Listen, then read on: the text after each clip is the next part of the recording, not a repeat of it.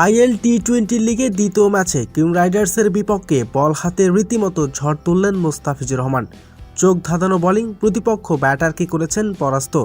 বল হাতে তুলে নিয়েছেন একের পর এক গুরুত্বপূর্ণ উইকেট। তবে দুবাই ক্যাপিটালসের হয়ে বল হাতে রীতিমতো রেকর্ড করলেন মোস্তাফিজ। দর্শক, এসবের বিস্তারিত থাকছে ভিডিওর প্রতিবেদনে। দর্শক, আজ কিং রাইডার্সের বিপক্ষে খেলতে নেমেছে মোস্তাফিজুর রহমানের দল দুবাই ক্যাপিটালস। তবে শুরুতে টস জিতে আগে ব্যাটিং করার সিদ্ধান্ত নেন মোস্তাফিজুরের দল।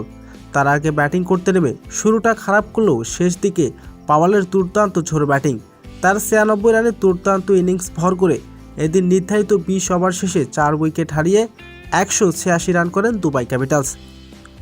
তবে সেই লক্ষ্যে তাড়া করতে নামেন কিং রাইডার্স। তবে শুরুতেই উইকেটের আঘাত দেন ওলিয়া। প্রথম ওভারে 5 রান দিয়ে তুলে নেন দুটি গুরুত্বপূর্ণ উইকেট। এরপর দ্বিতীয় ওভারে বল হাতে আসেন মোস্তাফিজুর রহমান। তবে তৃতীয় বলে একটি বাউন্ডারি হজম করেন তিনি। এরপর সেই ওভারের পঞ্চম বলে উইকেটের দেখা পান মোস্তাফিজুর রহমান। পাওয়ার প্লের শেষ ওভারে বোলিংয়ে আসেন মোস্তাফিজুর রহমান, আর প্রথম 2 বলে দুটি বাউন্ডারি হজম করেন তিনি। তবে সেই ওভারের চতুর্থ বলে দুর্দান্ত খেলতে থাকা ফিল সলকে সাজ করে ফেরান মোস্তাফিজুর রহমান। এরপর তৃতীয় ওভারে খরচ করেন মাত্র 6 রান, পাননি কোনো উইকেটের দেখা। সব মিলিয়ে 3 ওভার বোলিং করার সুযোগ পান মোস্তাফিজুর রহমান। 22 রান খরচ করেছেন, নিয়েছেন দুটি গুরুত্বপূর্ণ উইকেট। আর মোস্তাফিজুর রহমানের দুর্দান্ত বোলিং।